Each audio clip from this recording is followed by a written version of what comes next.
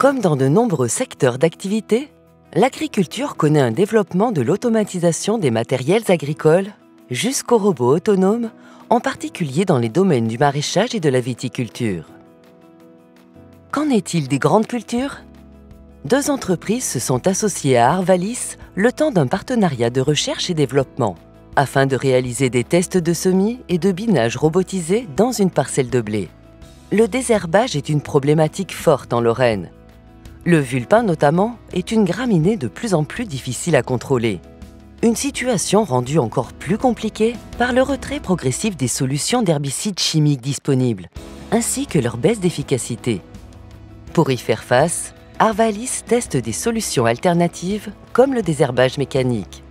Bien qu'aujourd'hui, encore peu répandu, à cause de créneaux d'intervention limités par des conditions météorologiques souvent défavorables, de possibles relevés ou une perte de portance des sols à l'automne. Nous, là, on est aujourd'hui chez Arvalis sur la ferme. Donc l'objectif, c'est de mettre en place ensemble une expérimentation du semis robotisé. Donc, nous, historiquement, on est spécialiste du semis.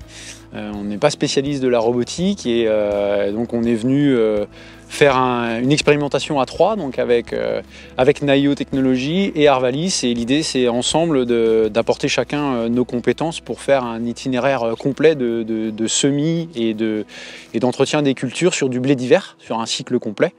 Et donc, nous, notre intérêt, c'est de s'appuyer sur le savoir-faire d'Arvalis pour la partie expérimentation, mise en place d'indicateurs, de technico-économiques autour de la culture, avoir des chiffres de la matière autour de cette expérience. Donc c'est le savoir-faire Arvalis qu'on est venu chercher pour ça, pour un peu avoir une approche globale, pas juste se dire on fait un robot et un semoir juste pour semer une fois, mais pour se dire qu'est-ce qu'on peut apprendre autour de tout ça. C'est un porteur qui a été développé pour le maraîchage, donc travailler en planche avec des outils embarqués sous le robot.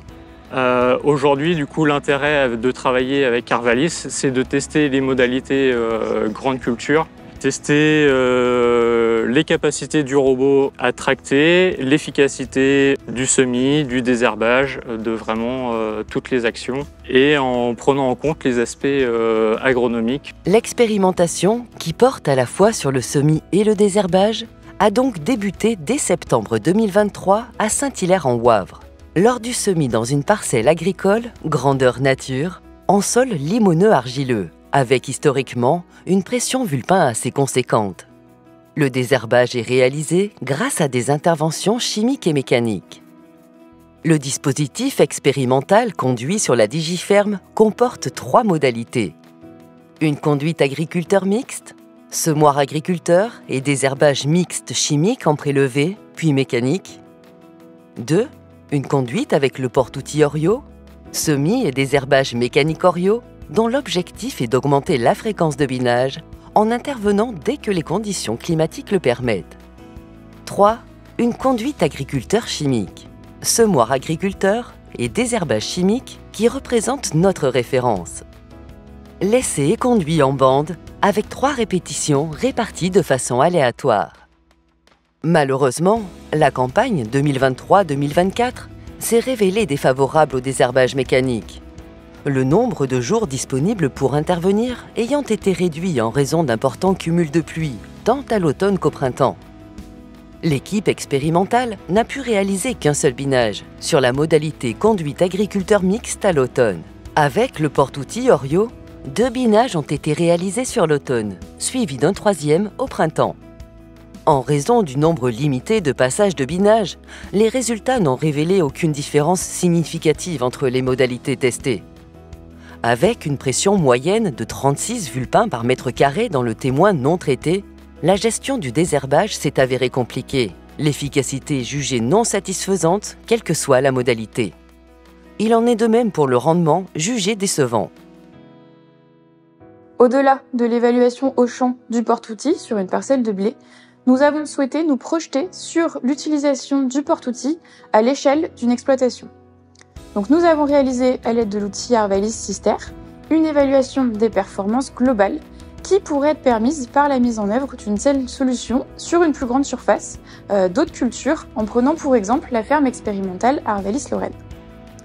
Située dans la petite région agricole de la Wavre, sa surface agricole utile est de 129 hectares, dont 74 de prairies permanentes et temporaires.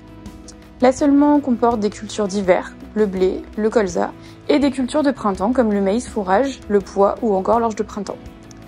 Pour la simulation, les prix de référence retenus sont moyennés sur les campagnes de 2020 à 2023 afin de limiter l'effet intrinsèque annuel. L'intégration d'un porte-outils autonome sur une exploitation nécessite plusieurs ajustements au niveau du parc matériel, de l'itinéraire technique, de l'acheminement, des ressources en main-d'œuvre, de l'investissement, peut-être qu'ils soient individuels ou partagés, ou encore de la durée d'amortissement.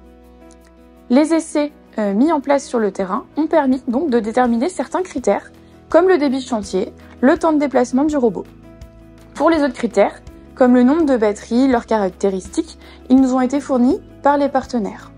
L'évaluation multicritère Cister compare le scénario de l'exploitation initiale, dit de référence, semis réalisé avec tracteur et désherbage mixte, et la conduite Orio qui repose sur un semis et un binage robotisé des céréales à paille, du colza, du maïs et du pois.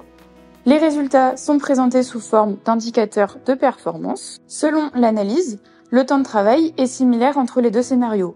Bien que l'utilisation du porte-outils autonome n'exige pas la présence humaine permanente, le temps habituellement consacré à la conduite du tracteur se transforme en temps de manutention et de logistique, par exemple pour le déplacement du robot entre les parcelles. Avec une stratégie désherbage davantage axée sur le mécanique, les indices de fréquence de traitement herbicide diminuent, passant de 0,7 à 0,5. Il faut quand même noter que ces IFT sont relativement faibles en raison d'une présence importante des prairies dans l'assolement. Cependant, malgré une diminution des charges herbicides, la marge nette avec aide se trouve fortement impactée par les coûts d'investissement matériel liés au porte-outils. Les émissions de gaz à effet de serre et la consommation en énergie primaire totale demeurent quant à elles du même ordre. Bien que ces équipements demeurent encore au stade de prototype dans les grandes cultures, l'expérimentation au champ et l'évaluation multicritère permettent d'établir une première référence et aident les constructeurs à envisager le potentiel des futures innovations robotisées, qui deviendront, peut-être, incontournables pour l'agriculture. La DigiFerm continue d'explorer les dernières technologies au service des agriculteurs.